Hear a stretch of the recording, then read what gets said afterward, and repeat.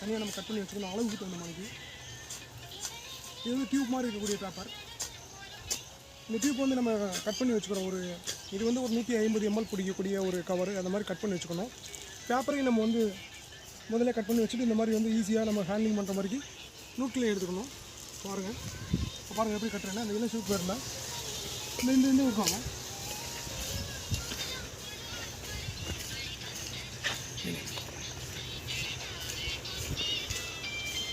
இப்போ வந்து இந்த மாதிரி வந்து ஒரு பேப்பரை எடுத்துகிட்டு நம்ம வந்து இந்த இளம் சிவப்பு வேறு தான் நம்ம செலக்ட் பண்ணணும். பாருங்கள்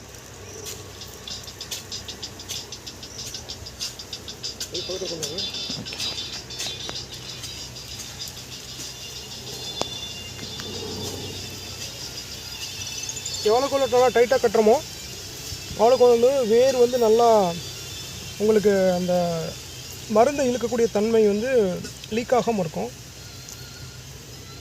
நல்லா டைட்டாக கட்டிடணும். பாருங்கள் ஒரு முடிச்சுக்கு 2 முடிச்சு கூட போட்டுக்கலாம் நல்லாவே.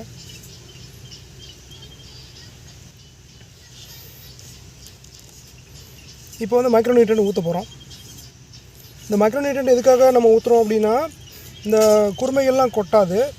அதே மாதிரி அந்த குருமைகளில் வந்து பார்த்திங்கன்னா நிற்க வைக்கும். காய்கள் நிறையா பிடிக்கும்.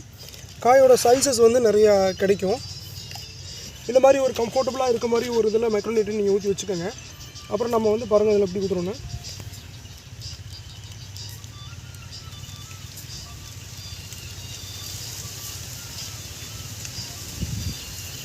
இப்படி ஊற்றி வச்சுட்டு நம்ம ஹேண்ட்லிங்காக இங்கே முன்னாடி ஒரு முடிச்சு போட்டுறோம்.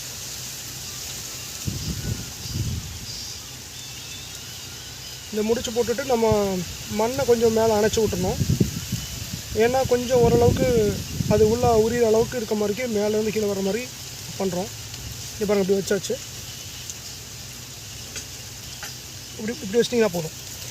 இது வந்து ஃப்ரீ ஃப்ளோவாக உள்ளே வந்து இறங்கிடும். பாருங்கள் இப்படி வந்து ஃபுல்லாகவே உரிகிற மாதிரி பண்ணிக்கணும்.